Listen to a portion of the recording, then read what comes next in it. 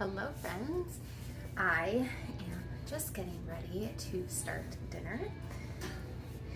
We went to my nephew's birthday party today and now we're home and we're gonna get dinner going. And I hadn't really thought about what we were gonna have for dinner, so I was like, what's in my freezer? So I will share with you what I'm going to make. I have some homemade chicken broth. I made this, I think it was the 20th. I have the date on there, August 20th. I had bought several rotisserie chickens, picked all the meat off, made broth. I have a video with that where I made some freezer meals. So I've got my chicken broth. This is probably like a cup and a half, and if I need more, I can use some water with some bouillon. And then I've got some cooked chicken. This is the rotisserie chicken that I pulled off the bones. I had just some left over, so I went ahead and pulled that out. I don't know if I'm gonna eat all this. It's still pretty frozen, so I'm just gonna chop it into smaller pieces. And I'm going to take my biscuit recipe and I'm going to make in my cast iron a biscuit topped pot pie. I think for the veggies, I think I've got some frozen corn I'm gonna use. I think I might have some frozen broccoli, so I might put broccoli in there instead of peas. My son doesn't like peas. I might have carrots in my fridge, I'm not really sure, so I'm just kind of doing a made-up pot pie.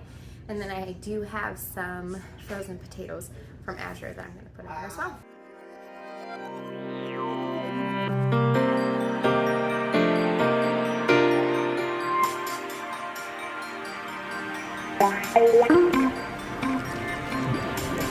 Alright, I've got about a quarter of an onion just finely chopped, and a couple tablespoons of melted butter, and I'm just cooking those onions down.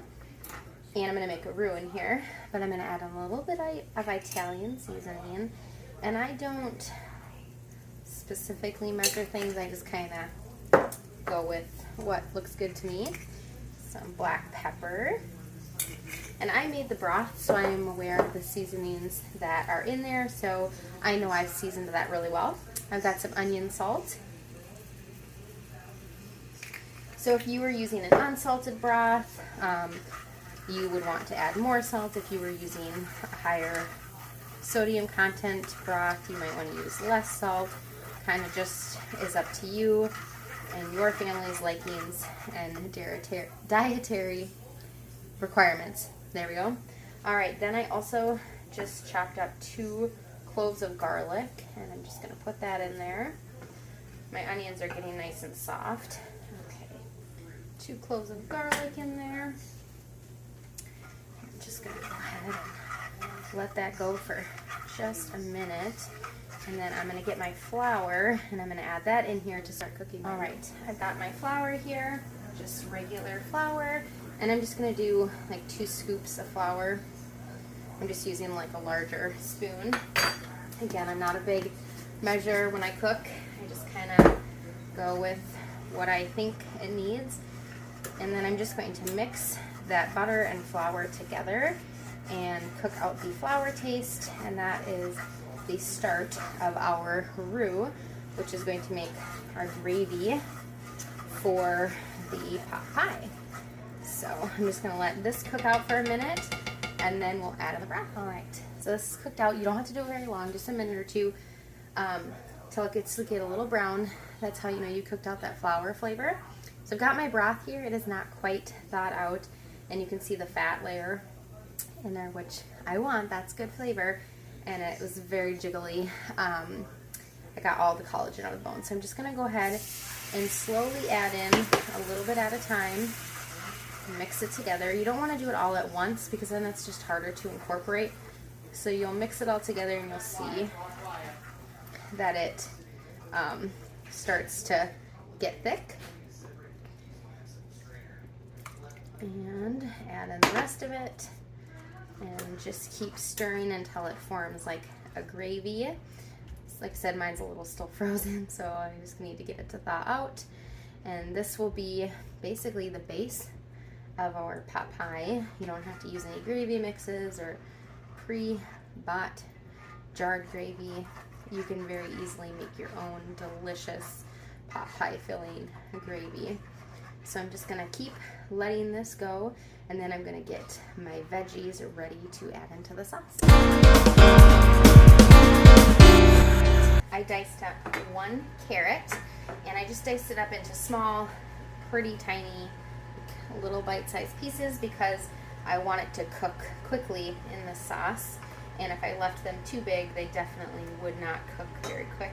And this is really the only veggie that's in here that isn't partially cooked already, because I'm going to use frozen veggies for the rest of it. So I wanted to make sure that I got those in there cooking first so they can start to cook down in that sauce. And then before I run out and grab my frozen veggies, what I'm actually going to do now is get some of that chicken cut up because it is still pretty frozen, and I don't need all of it for the pot pie, so I'm just going to take like half of it out, and then I can throw the rest of it back out in the freezer. So I'm just going to chop this up into small bite-sized pieces and get it into the broth as well. What I absolutely love about pot pies is that you can throw in any veggies you want. Totally up to you. You can use what you have in your freezer, use up what's in your fridge. For sure, I know I want corn. I love sweet corn in my pot pie, so I'm going to go ahead and just start out with a half a cup first and kind of see what that looks like in there. Now, I buy my sweet corn in 5-pound boxes from Azure Standard. It's organic sweet corn. It's US grown. So delicious. And then I just break it out into smaller bags to fit into my freezer easily. I think a half a cup is good. If you're unfamiliar with what Azure Standard is, it is where I get the bulk of our groceries. It's in basically like a organic Whole Foods type of online ordering, and then you pick up at a local drop near you. In fact, I have a order that will be picked up Friday this week, so I'm really excited about that. So that's where I got my carrots from. It's where I get the potatoes. These are diced, what do they call them? Diced, I can't even think what they call them, but they call them something, hash browns. And I really, really like them for meals like this especially. So they are like partially cooked, just like any other frozen potato. And let me see, in here. I am going to do probably a cup of that.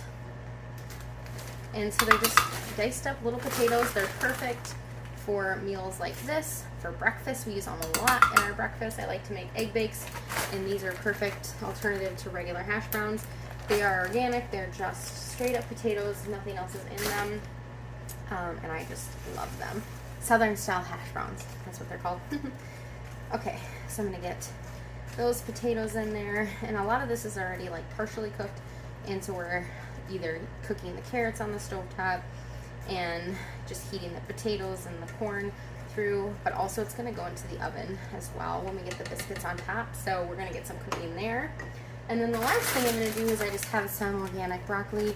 I'm just going to cut up some of the florets and put it in here. I usually do like peas, but my son hates peas, so I'm going to leave those out today, and we're going to do broccoli instead. So I'm going to dice up some of these. They're frozen, so I'll see how easily I can get through them, and I'll add them to this as well. All right, I got all my broccoli chopped up and in here. I probably will never buy Trader Joe's frozen organic broccoli again. There was a ton of stalks, and I'm not a big fan of the stalks. I'll eat, small pieces of them, but really the florets are where it's at.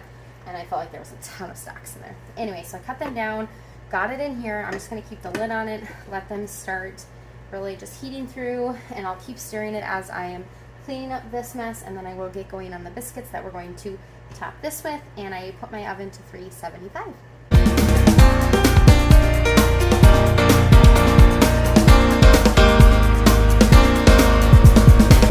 I got my regular biscuit recipe. However, I do not have everything.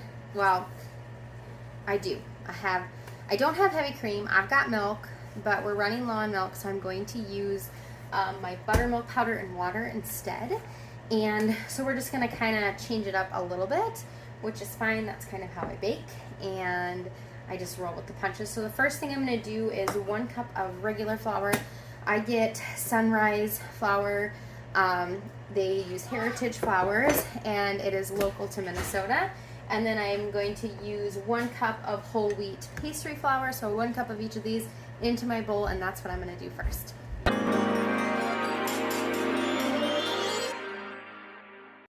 Okay, so I've got both my flours in here. The next thing I'm going to add is 1.5 tablespoons of baking powder. And then the next thing, draw my lid in there. The next thing I'm going to do is add in 1 tablespoon of sugar.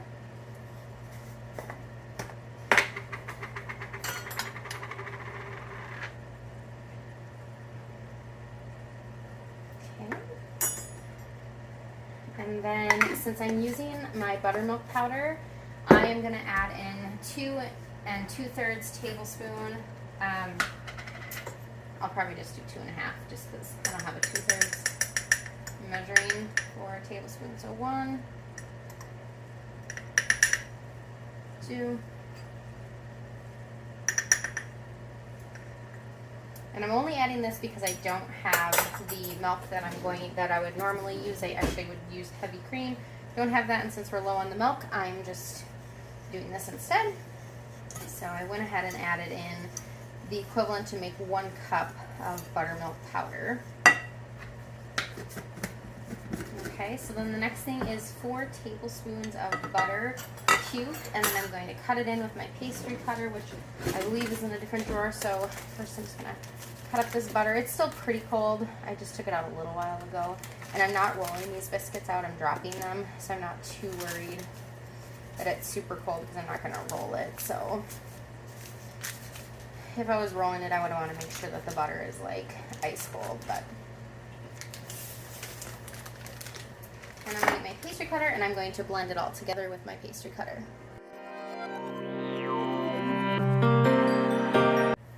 All right, I've got 1 cup of water.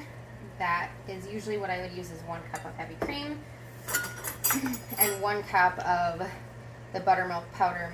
Like the 2 2/3 tablespoon is what you mix with 1 cup of flour or water to make a cup of buttermilk.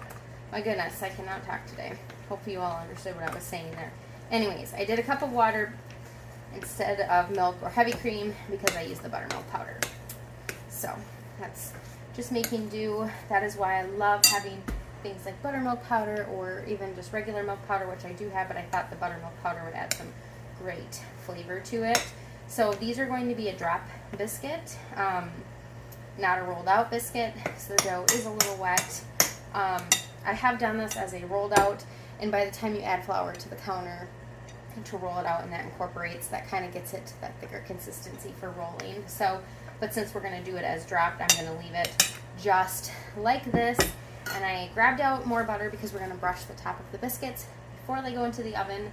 My recipe actually bakes at 425 for these typically, but because they are going to be on top of a liquid, I really want to make sure that they cook all the way through.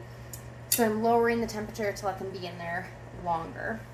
So I think I'm going to test the gravy. I think it's going to need some more seasonings just by looking at it. So I'm going to test the gravy, see if it tastes good. If it doesn't, I'll add in some more seasonings like salt, pepper, maybe some garlic. But I will give it a try, and then it's really bubbling away, so I think we're going to be ready to drop these biscuits in there after I make sure the gravy is good to go. So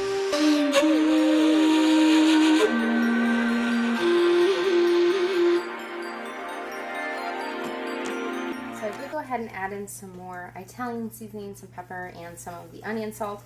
It was good, but I think it just needed just a little more flavor, and I want to make sure I add that before I start topping it, because then it's harder to get flavor added to it. And before I do that, just to help it from sticking while it's cooking, I've got, I don't know, a tablespoon and a half of butter. I'm just going to add that in there to help really make it a rich flavor, but also help this mixture from sticking to the bottom of the cast iron, because we all know that can happen with these cast iron pans.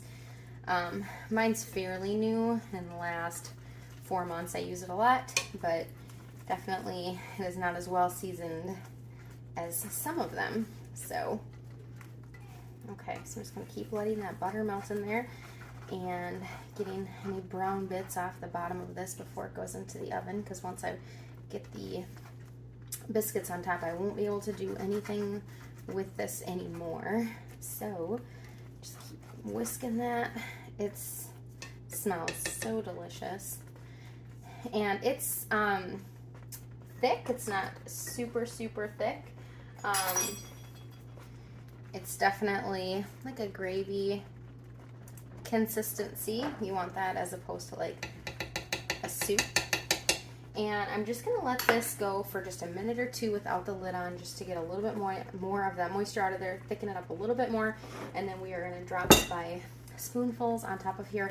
I'm gonna do small ones. I think I'm gonna do either like a traditional cookie size or one size up from that, just because I want it to be like little bite-sized pieces of biscuit all over the top. Also will cook faster that way. And then I'm gonna brush it with butter and maybe a little bit of garlic over the top, like a garlic powder, and put it in the oven. So let's get the biscuit scooper and let's top it. Okay, I've got my little scooper and I'm just gonna scoop it right on top of the pan here. And then go all the way around, finish it, and then we're gonna brush it with butter.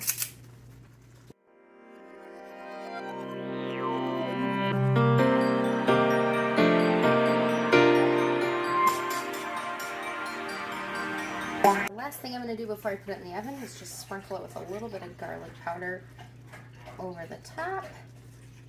Now I'm going to pop this in my 375-degree oven, and it'll cook for 20 minutes.